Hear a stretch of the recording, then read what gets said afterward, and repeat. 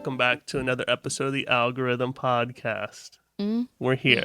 I am your host, Carl Holliday, joined by my co-host, Kerrigan Arms. And today we have a special guest, Danielle Skydeman. Tell us a little bit, well, before you get into that, we are here to revisit the Delphi Murders episode that we did almost exactly a year ago.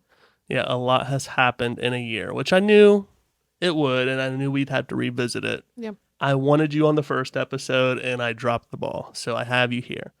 Tell us a little bit about yourself. So I was raised in Carroll County from pretty much maybe like 1 year old and graduated from the local high school there. And I just so happened to live a few houses down from the now convicted, guilty Richard Allen. The now convicted and guilty Richard Allen. What a sentence. Yeah, a lot of people on both sides of that statement. So continue. Sorry, I didn't mean to interrupt you. No, you're good. Yeah, so I was very young when I was living in Delphi. Obviously, I do not live there now. But when it happened, I had kind of heard briefly on social media and had heard that they were starting to do searches for the girls and have been keeping up with this case since the beginning. And I just so happened to, at the time of the murders, was still employed with CVS, although I didn't work a lot and I did not work at that particular CVS. I kind of know the backstory on that as well. So what was it like during that time when this all happened? Delphi is a very, very, very, very small town. Tiny little town. So it's like kind of like a little bit bigger than Jonesboro, I would imagine. But I mean, not as big. Probably Gas City. It's like maybe 5,000. I mean, it's very small. Yeah. They don't even have a Walmart. They have one pharmacy in the entire county, and that's Delphi. They have McDonald's, so they're on the spot with McDonald's. It's literally Gas We City. do have a McDonald's and a CVS. We have a CVS. Yeah.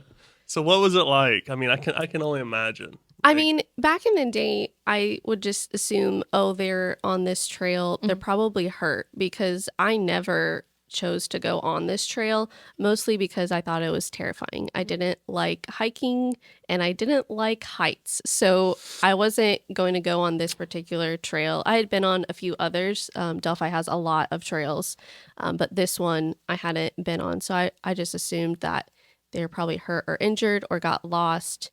They're young girls, but I didn't really think that they would be found. That was my murdered. reaction when this stuff was going on, was because I've never been to Delphi, but when I seen this trail, I was like, something bad happened. Yeah. Like an accident happened. Like I was they a fell. senior in high school when this happened, and it was huge. Humongous. Huge within like just my grade alone. Yeah. Because we all thought we were like the stuff because we were the seniors, So like we were all, I remember looking at the picture, the original picture that they put out of the bridge guy. We were all like, oh my God, no way. Yeah. But Yeah. Most wanted man in America. I mean, crazy. What's really sad is how fast this particular case blew up, because only 4 months prior, the town of Flora, which is also in Carroll County, had 4 girls that had died in a house fire that was deemed arson. They still don't have that person yet. And so it was really like one tragedy after the next. And it was kind of sad This that one's this the one one that got got the so, spotlight. yeah. I'm curious of why that was. What do you think it was? I think it was the Snapchat. Oh yeah. The Snapchat murders. I Social media forgot it. was- I forgot. Like, That this was is a going big to bring deal. back a lot of memories from covering this, the Snapchat Yeah. murders. Yep. That is insane that this girl at that age knew to just do this. Yeah. And doing that led to all of this. The And capture like of him. the voice recording. Yeah. Which there's a lot of controversy around that too. Yeah. That it was, edited? Yeah. I People think I said remember like that. it wasn't all one sentence. It was like it was guys, and then there was like a slide. And Did then that come sent out down in the the hill. court? Was that edited? They played the full video clip multiple times. I wouldn't say that it was edited, but it was enhanced. Yeah. It was enhanced so that you could Hear see his- it. yeah. Yeah. I get that. Makes sense. Tell us about, you said you were his neighbor and you've seen him in person. How were they? Were they just like normal people? The family was super nice. I mean, I know that when I moved into my house, I definitely did not go to my neighbors' houses and introduce myself. And Like, yeah, I don't think you should ever do that. they're very friendly. And he wasn't one that like came. It was just the wife and the daughter that came and like knocked on the door and introduced themselves. And his daughter and wife were like super nice. He was just quiet. Like I'd wave, driving by, and he'd wave back. But, it's your neighbor. You stay your distance. I mean, I know I don't particularly love my neighbors now, but there's nothing compared to the neighbors that I have now. They would not compare. I mean, they were perfectly fine. No wonder you're so invested in this case. That has to give you like the heebie-jeebies. Ooh, I can't even think about it. So their house got put up for sale. And I was trying to talk a family member, like, you should buy this house so that you can live, close to, like my parents or whatever. They're like, no. Absolutely not. There's no shot. But someone bought it. I mean, someone bought the house. It's sold. That's crazy. Can you imagine? No. Like, it was a super nice house, and I watched it be built. So this is off topic, but Erica's aunt, I don't think you might know her. You know her aunt Brooke? Yeah. So Brooke, do you know the story about her house? Mm-mm. So they bought a house up in, Argus, and they knew this going in, that they bought this house, that there was an entire family slain there. An entire family slain there. Why? They knew when they bought this house. And Erica's always like, well, let's go up and, let's go to the Blueberry Festival. We can stay at my Aunt Brooke's house. I'm like, I don't want to, Erica. No. I do not want to. I'm going to take my sage. I'm sorry. Or whatever that is in there. Yeah. And then, Place. her cousin, I think it was Jacob. So their guest room is his old room or whatever, and the entire room is painted black. Like, come on, the entire room is painted black. Come on. I'm in a murder house, staying in an all black painted room. And I said, Eric, I don't want to be here. Nope. Yeah, I can't do it. But you did. Yeah, unfortunately, I did. Yeah. Mm-mm. Okay, so we're going to revisit this like a refresher. Okay. Danielle has a lot of talking point notes, so this is going to bring back some. I know as soon as I start reading this, it's just going to click for me. Yeah. Okay, so the murders of Abigail Williams and Liberty German, also known as the Delphi Murders, occurred on February 13th of 2017 in Delphi, Indiana. Their bodies were discovered near the Monon High Bridge Trail, part of the Delphi Historic Trails, after the girls had disappeared from the trail that previous day. The murders received extensive media coverage, in part due to the video and audio recordings released by law enforcement that came from German's smartphone, which recorded an individual believed to be the killer. Did they ever find anything else on her phone? She had a couple Snapchat photos that were on there. There was also the video, which was 43 seconds. And then, they didn't bring it up in trial, but I was curious if there's they found the Keegan Klein stuff too, I believe. That's something I was curious about too. But that wasn't brought up in trial, so I don't know if both sides were like, nope, not going there. I don't understand why this stuff was not brought up in trial. That's what I'm saying. Like, if you're not gonna, why are we not doing it with everything that we have? If you want to eliminate conspiracy theories, hit it. Otherwise, there's always going to be this gray area. Well, OJ didn't do it. Blah blah blah blah blah blah. Bullshit. I don't care. Well, it's that's the type of stuff I'm talking about. Yeah.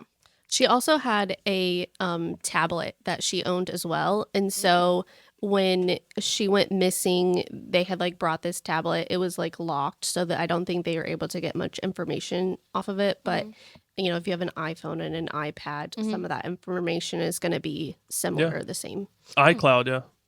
In October of 2022, suspect Richard Allen was charged with 2 counts of murder.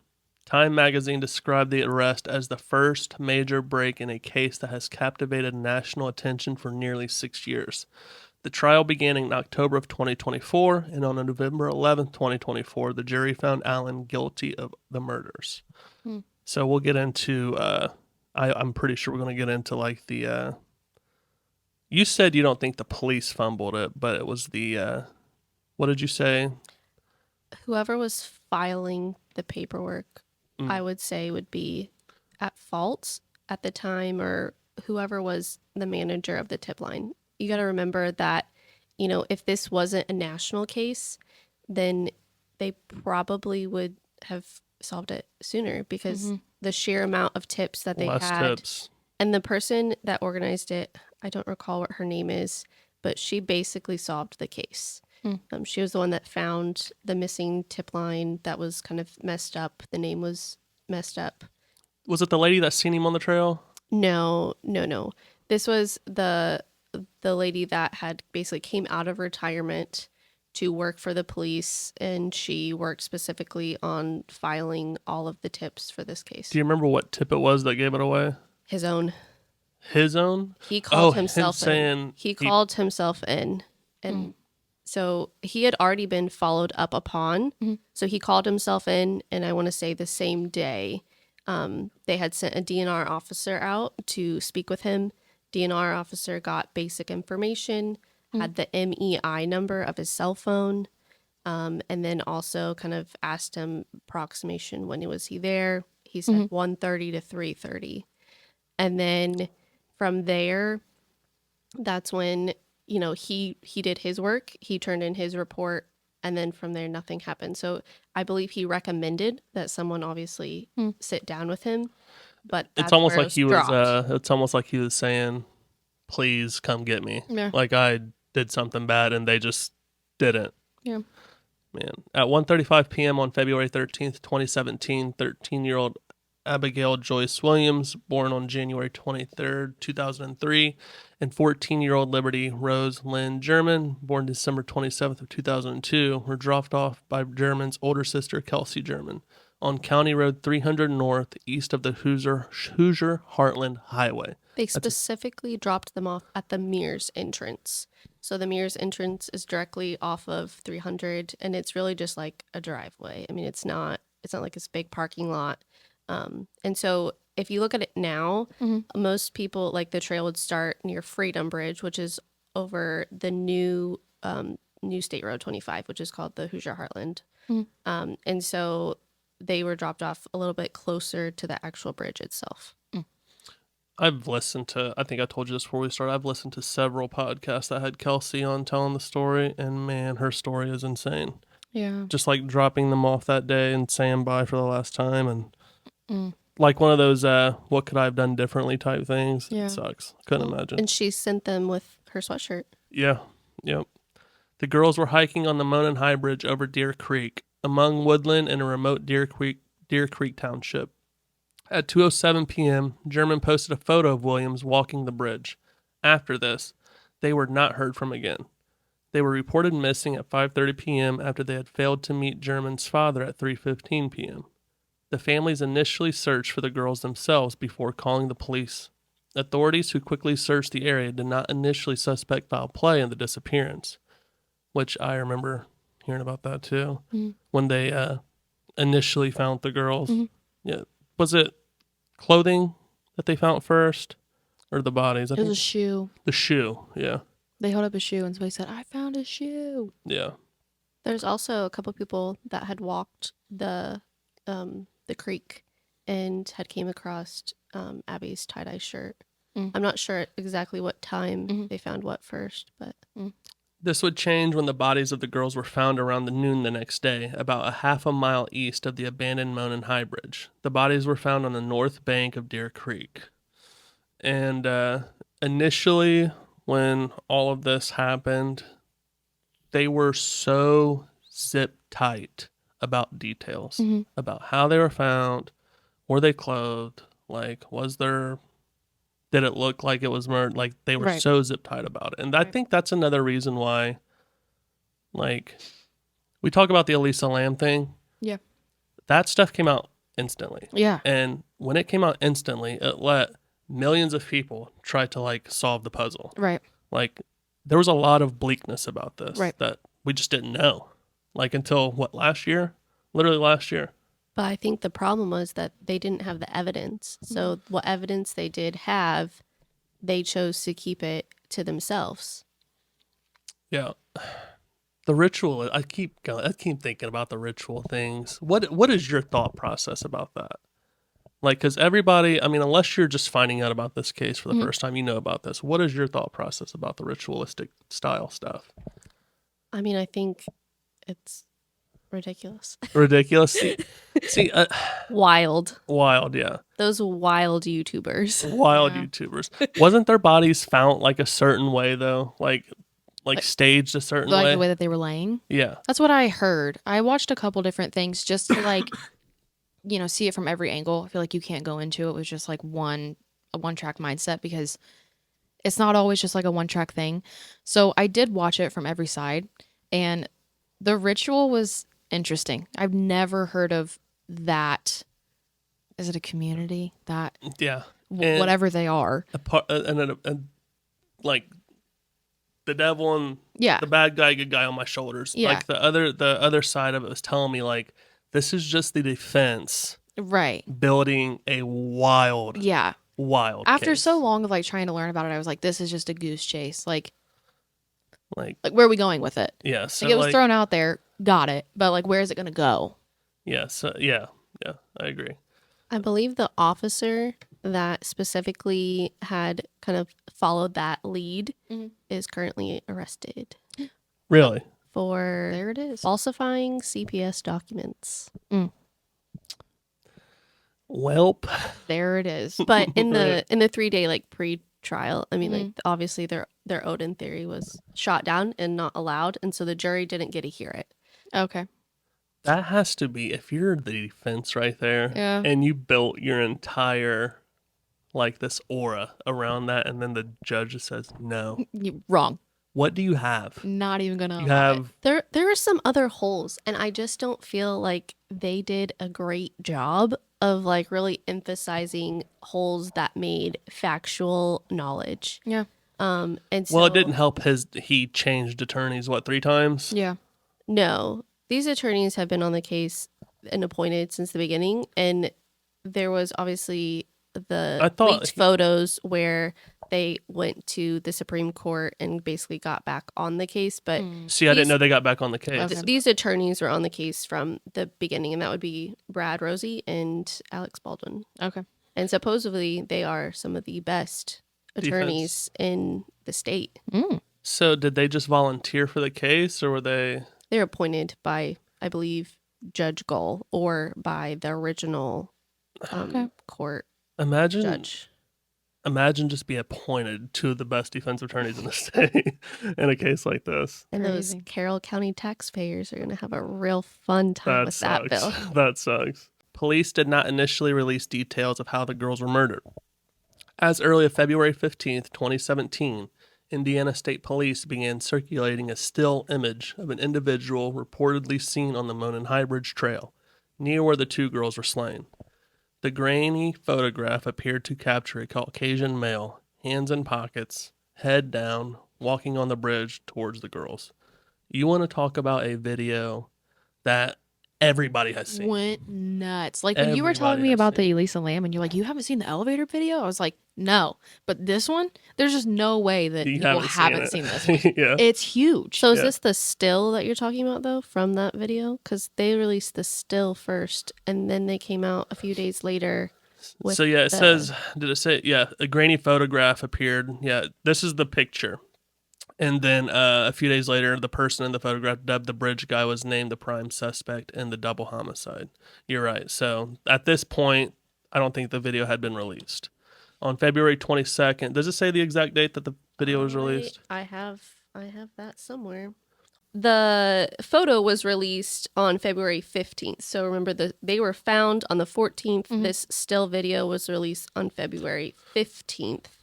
And then later, a few days later, February 22nd, that is when the famous video with the audio down the hill. Yep. And remember, we don't have the guys down the hill yet. We just have down the hill.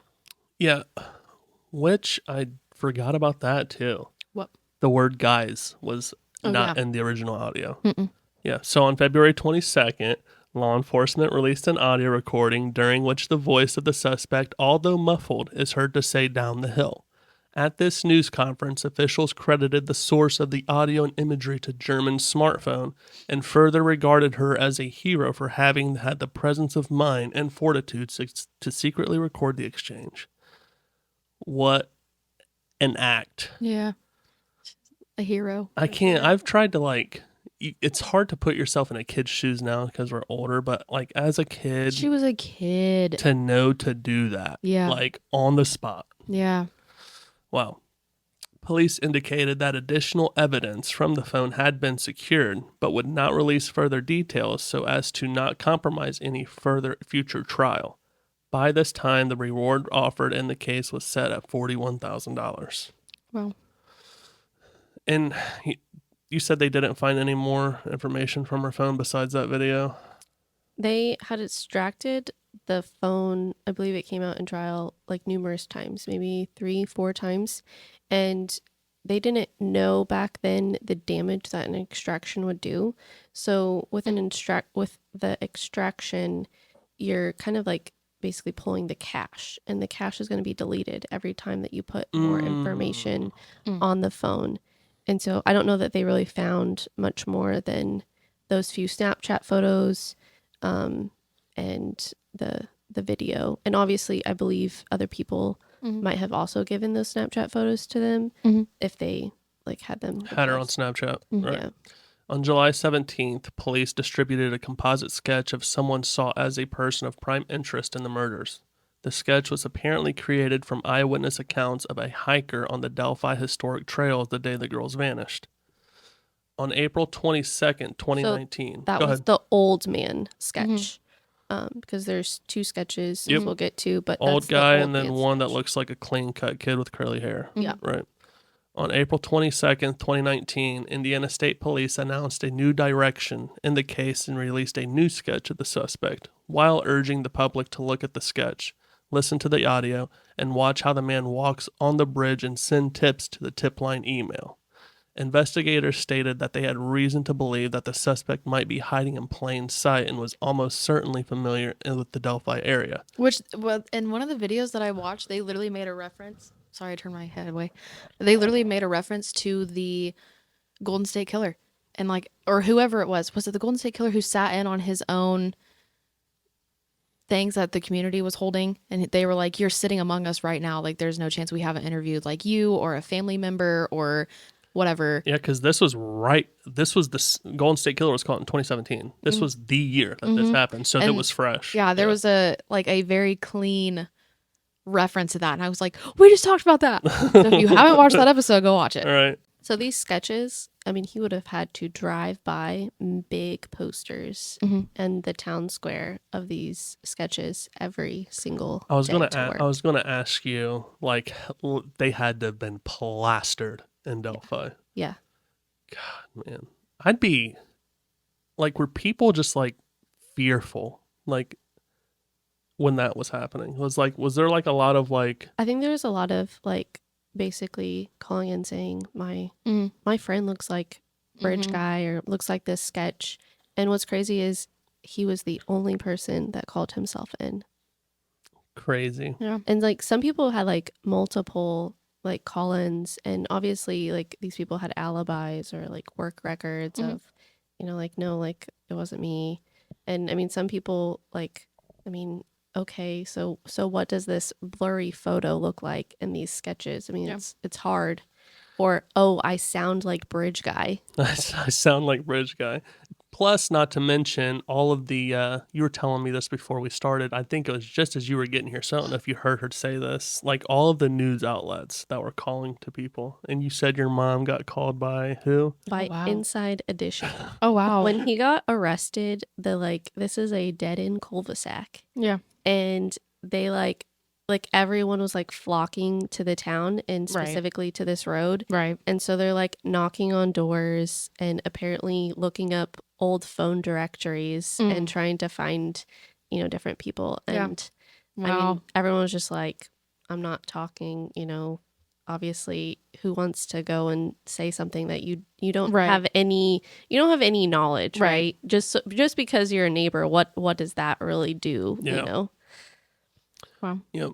They're Okay. like, I think they're like even like asking like, oh, like, did you see him burn something in this, fire pit? And it's just like, okay, playing this is detective. a little bit Chill out. crazy. Leave us Right. alone. This is a small town. Give him There's a Right. reason why we live here. give him the Right. police department's number. An additional plea was made for help in identifying the driver of a vehicle left abandoned off the Hoosier Heartland Highway in Delphi at the former Child Services office between noon and 5 p.m. on the day of the murders. Okay. Arrest and developments. In September of 2022, investigators reviewed a misfiled tip after a volunteer file clerk discovered the error. In the tip, Richard Allen self-reported 3 days after the murders to being on the trails on the day of the murders and reported seeing Williams and German. We've talked about that, like just Yeah. And why she found that tip was because they had kind of had a command center originally in a bigger area because they're getting just Right. absorbent amounts of tips. Right. And so they're moving. They're moving to a new location. She had like multiple filing cabinets and she just found like a box. And in this box was supposedly this tip. Wow. just a random box. On October 26, 2022, Richard Allen was taken into custody and appeared in court on October 28th. On October 31st, 2022, Indiana State Police announced that Allen had been charged with 2 counts of murder in the case. He had pled not guilty. His trial, originally scheduled to start March 20th of 2023, was postponed to allow the defense team to review discovery materials. 2 public defenders were appointed to re-represent Allen. And this is where the Odinite rabbit hole went. Can you imagine how much discovery these defense lawyers like took in? I can only imagine, Right. especially like they're going to get every single tip that was called in. Yep. Massive. And details that weren't given out to the public, obviously. So they had known the bodies were discovered naked. They knew that their throats were slit. Was both throats slit or just one? Both. Both throats are slit. They knew all these details. So they had a year and a half, almost 2 years to build a case. Now, one of the girls had clothes on. That So- was Abby. Abby was wearing Libby's clothes. And then Bizarre. Abby was the one that was found naked. And there was blood found kind of away from the bodies. And so, like, there's, like, likelihood that they were moved a little bit. But, yeah. Or I think I heard that when the act happened that they were trying to run after it happened, or they were trying to, I think I heard someone say that they were trying to like cover the throat with their hands. I think Abby was trying to put pressure. If you have like a wound, you're trying to put pressure on it. And I think it was the coroner that had said, asphyxiation almost because of the pressure that she had put. Wow. Terrible, man. And what's really sad is I believe she was the one that there was like a little break in some of the blood, and it was from a potential tear from the girl crying. That sucks. Yeah. On November 29th, 2022, Judge Francis Gall. Yeah, I thought I said that wrong for some reason. No, you're good. Judge Francis Gall issued an order to unseal the probable cause affidavit that led to Allen's arrest. According to the redacted document, video footage recovered from German's phone showed one of the victims mentioning gun as a man wearing a dark jacket and jeans approached them and ordered them to go down the hill. Investigators believe Allen is the man seen in the video. Investigators also found a .40 caliber unspent round. Bizarre. I still don't know what this was. Yeah. Less than 2 feet from one of the victim's body. But between the 2 victims, it was later determined that the round came from a gun owned by Allen.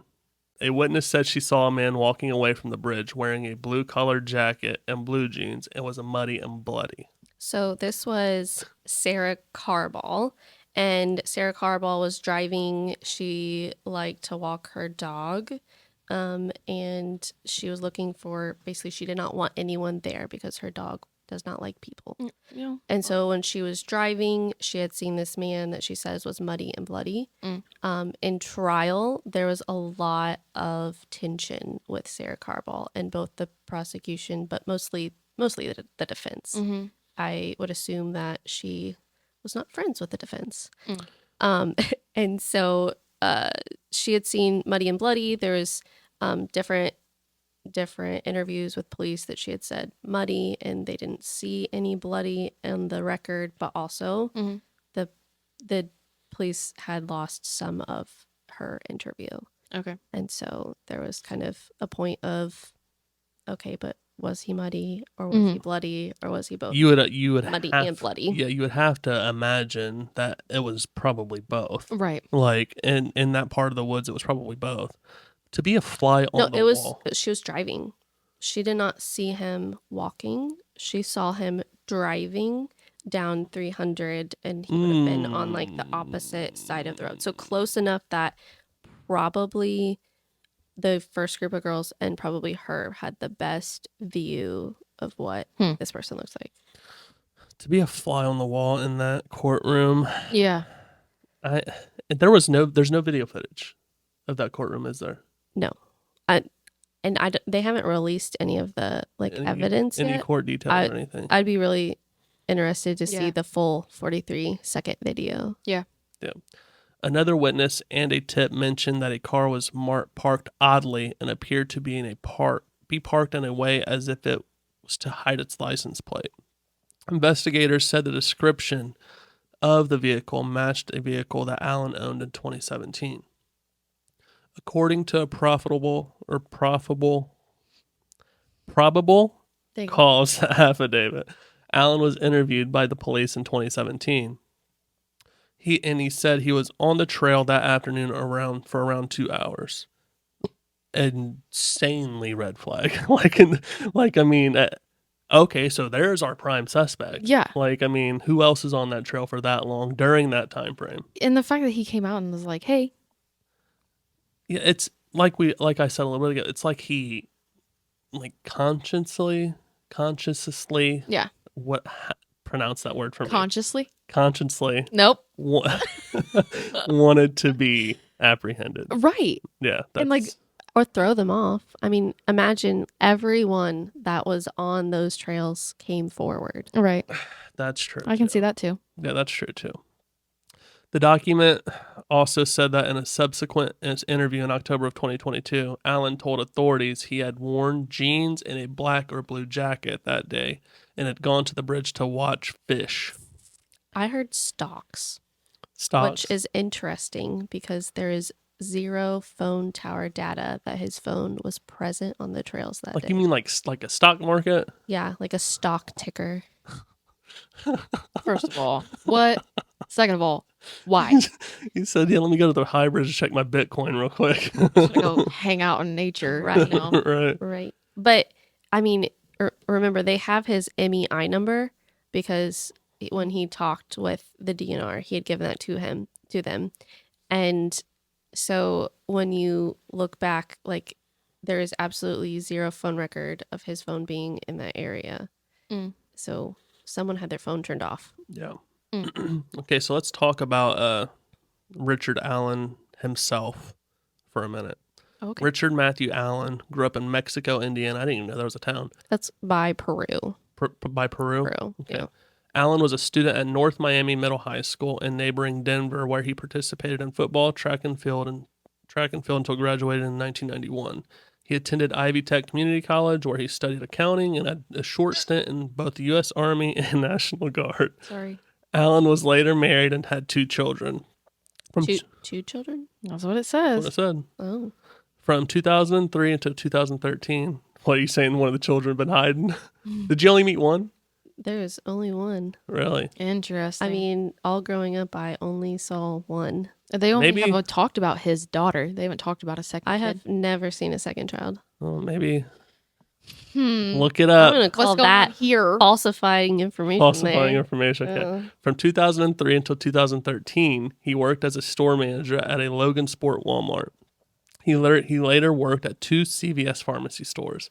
one in neighboring Peru and the other in Delphi, before receiving his pharmacy technician license in February of 2018. Which I don't think he ever worked in the pharmacy, but that would allow him as like a store manager, if they're really busy, he could check customers out. And the pharmacy part of the session. Yeah. So I don't really think that necessarily matters. And also it's very easy to get your pharmacy technician license. Yeah. Okay. Public records show that Allen relocated to Delphi from Mexico in December of 2006. Shortly after his arrest, Allen told authorities that he was at his mother's house in Peru while his wife was working. Allen estimated that he left the house around 11:15 a.m. and arrived on the Monon High Trail around an hour later. Allen said that he saw 3 girls passing by on the trail, before stating that he did not see anybody else afterward. Which is interesting because we now know there are technically 4 girls that came forward and said that they saw him. Mm-hmm. But they also said that he was mostly looking down. So Right. Allen said he then went on his phone to watch the stocks ticker while walking on the trail, before deciding he could not find his black 2016 Ford Focus SC on the trail property. After finding his vehicle and driving back to his mother's Peru home, Allen said he continued to watch the stocks. Afterward, Allen said that he told his wife that he was on the trail the day the girls went missing. His wife mentioned that the police were looking to talk to people who may have information, so he said he went to the sheriff's office and spoke with the Department of Natural Resources officer days after the 2 girls were killed. Which I believe he just called the tip line and then met with the DNR officer later. Okay. I don't think this is going to get into this, but his confessions, so how soon was it when he got arrested that he confessed to his wife on the phone? Oh, I just listened to that detail earlier. I don't know the date. I mean, Was it shortly after he got arrested, or had he been locked up for a while? I think he was already moved to the maximum prison by the time he had confessed that. Yeah, because he actually confessed to his wife on the phone, and then she just instantly hung up. She just hung up. Yeah, because she knew she was being recorded. I don't think he spent more than 24 hours in the Carroll County jail before he got moved. And I don't think I want to say they waited to announce to the public that they had this person in custody. They basically waited until they had transferred him. Yeah. Because they said that there was no way that they could properly protect him because the case was so big and nationally known. And that's why he got moved. Let's talk about the trial. Okay, on December 2nd, 2022, Judge Gall issued a gag order until January of 2023. Allen's defense attorneys argued in a motion to move the trial out of Carroll County, I remember this, based on concerns about the juror bias due to what the attorneys described as the extensive media attention and the highly publicized nature of the case in the local area. You got to remember that I was about to ask you, what do you think about this? Delphi is so small and Carroll County is small in general. It would be almost impossible to find an unbiased jury. Right. And I was listening to some of the trial and I was like, oh, I know who that witness is. That's crazy. Oh, I know who that is. And so, I mean, to find an untainted jury that has no idea who these people are or has zero connection. And remember, they don't even want, if you have a relative that's a police officer, typically they don't even want you on a case, on the jury at all. And so I think it was smart. I'm surprised that they chose Allen County, but I mean, that's where the judge came from. I would have thought maybe even farther away would have been better. Yeah. Yeah, we debated that the last time we covered this was, should it be held in Delphi or moved? And I think we all agreed it should have been moved. Because it would have been a witch hunt. Oh, yeah. I think they should have even had the trial itself not in Delphi because they shipped the entire jury to Delphi for that trial.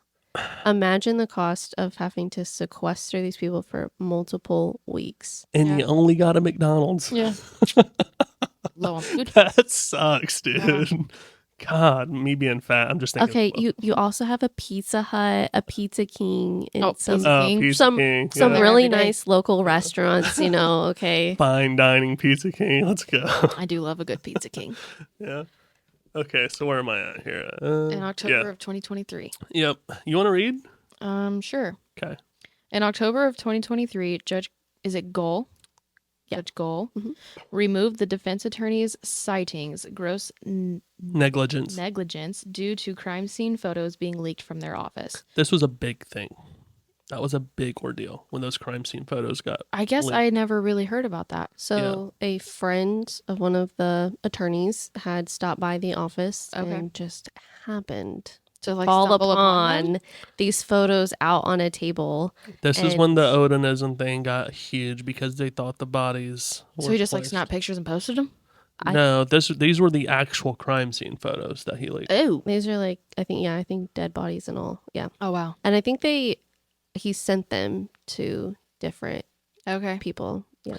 He sent them to, so I remember this, he sent them to, like, there was 2 podcasters, like a big true crime podcasters. He sent them to, That would be the murder sheet. yes, okay. Okay. I didn't know that. Anya and Kevin Green. Yeah, he sent them to podcasters, and I think he sent them to, I think Court TV might have got. Wow. Yeah, it was a And big thing. the podcasters for sure. They Yeah. had said that they turned them in. Yeah, Wow. yeah, I remember that. And this is when, like, the sticks were on the bodies, and this was Mhm. this is what, like, sparked the defense. Okay. Yeah. So, All right.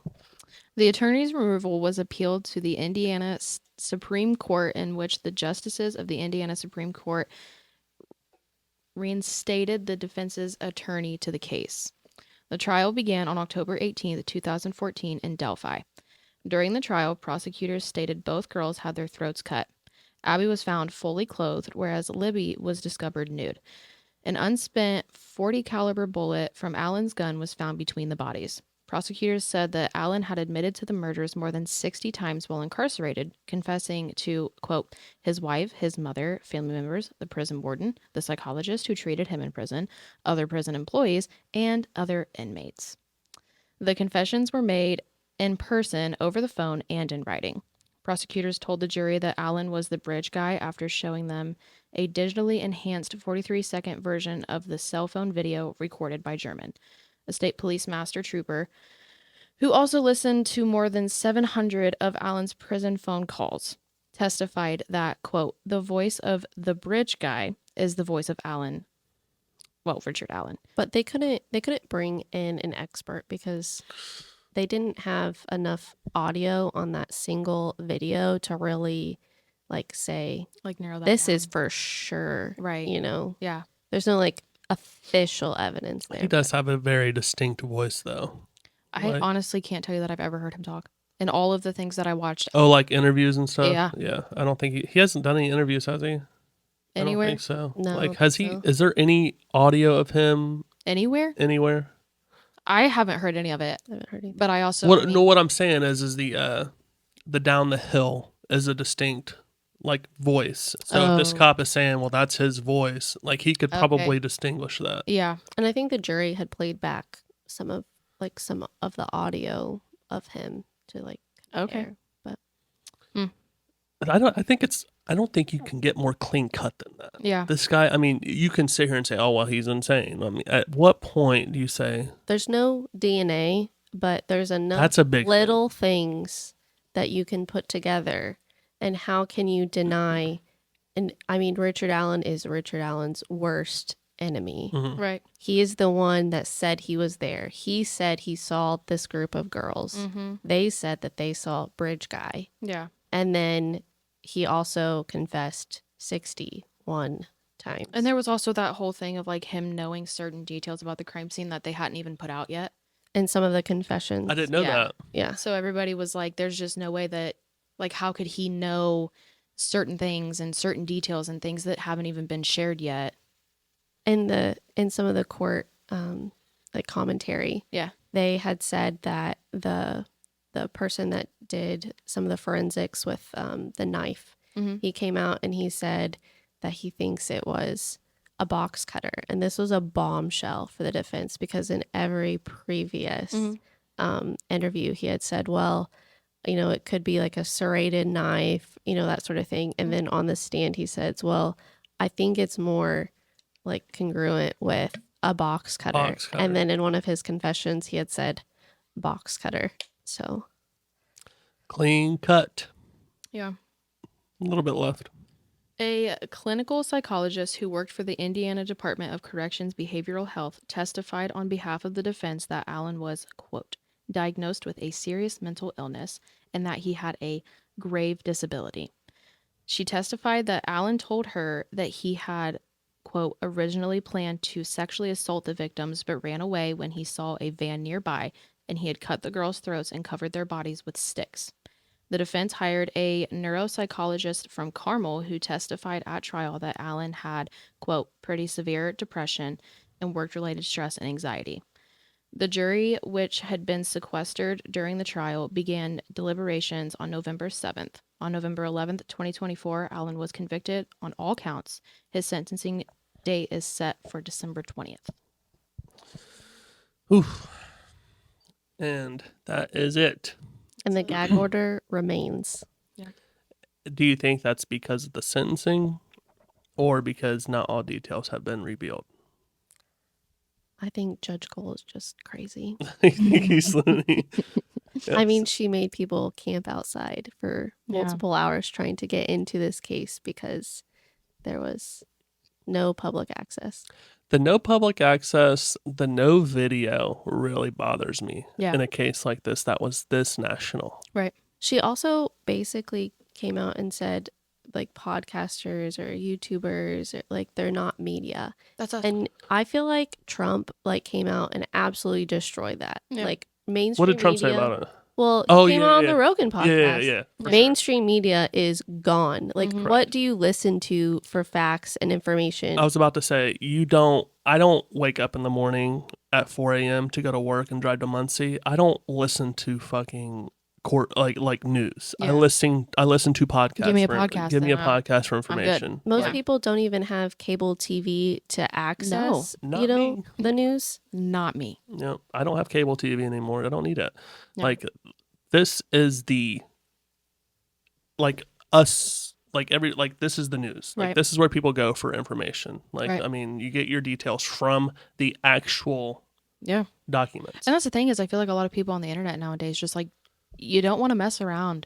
Like, yeah, it's fun to talk conspiracies and stuff, but at the end of the day, like you're going to bring to the table like what you have. And I think that's what people want now. Like I just want to pick at your brain and see what you know and maybe form my own opinions that way, but at the end of the day, like a lot of people come with Which, facts. I mean, he probably has grounds for appeal Mhm. because essentially this judge. Appeal, like mistrial, or just appeal? I would say appeal. Appeal? Grounds for appeal. Yeah.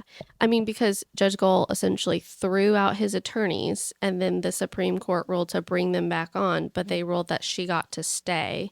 They also couldn't bring up, I know, as faulty and out there as it is, they couldn't bring up one of their main defenses of the Odinism thing. Right. Like, this could be a ritualistic thing. It could be, I mean, obviously it's probably bullshit, but still, that's a defense. Yeah. Like, that's one of their defenses that they had.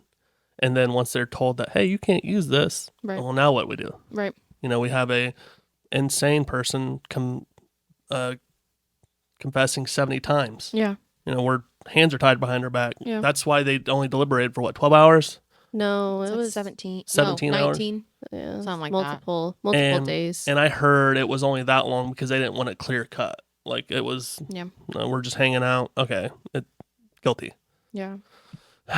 What do you think overall? Do you think they got the guy? Yeah. Do you have any crazy? I think notes? they got the guy. I wish they would have gotten him in 2017. Yeah.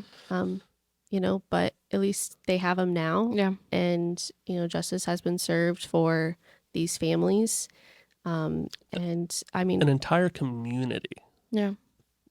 probably can. Just take a breath. You know, Yeah.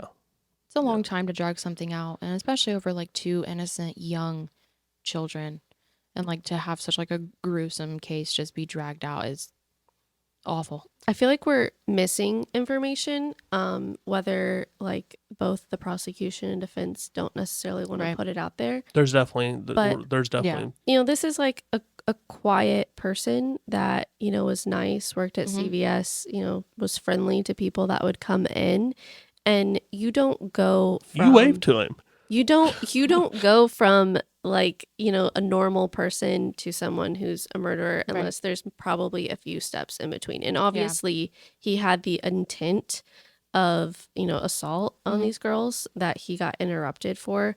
And so I was about to say, it seemed like he was. So what was he into? And, I think one of the witnesses said that she thought that he was waiting for someone. Yeah. And so I feel like then it leaves the question, did he know that those girls were going to be there? Right. Why did he leave the 4 girls alone that were there and then go after these 2? You're opening this up for a third part.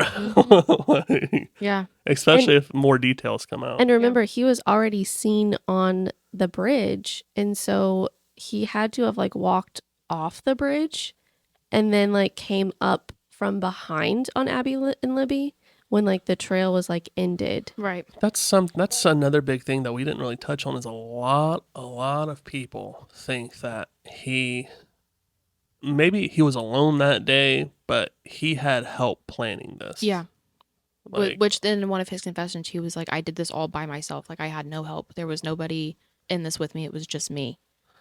So I mean, I don't know. What was this, a random act? Yeah. Or was this a planned event? Right. I mean, the Carmel neuropsychologist said he had pretty severe depression and work-related stress and anxiety. Which he went through that whole psychotic break where he was eating his own poop. I remember seeing And pictures of that he was guy. And he looked like he was about to die. Yeah, wetting down his documents that they were giving him And eating it. But he was smart enough to know that if he Yeah. skipped more than 3 meals, he'd be the intervention would occur. So he would never go over the official amount. The official amount. He was still okay. He was still kind of there, right? Yeah. I mean, I think you can still confess and be maybe in psychosis. Yeah. But you can't confess and give details. Yeah. If I'm hallucinating that I'm Donald Trump, I'm not going to know that Donald Trump killed, these 2 girls. Right.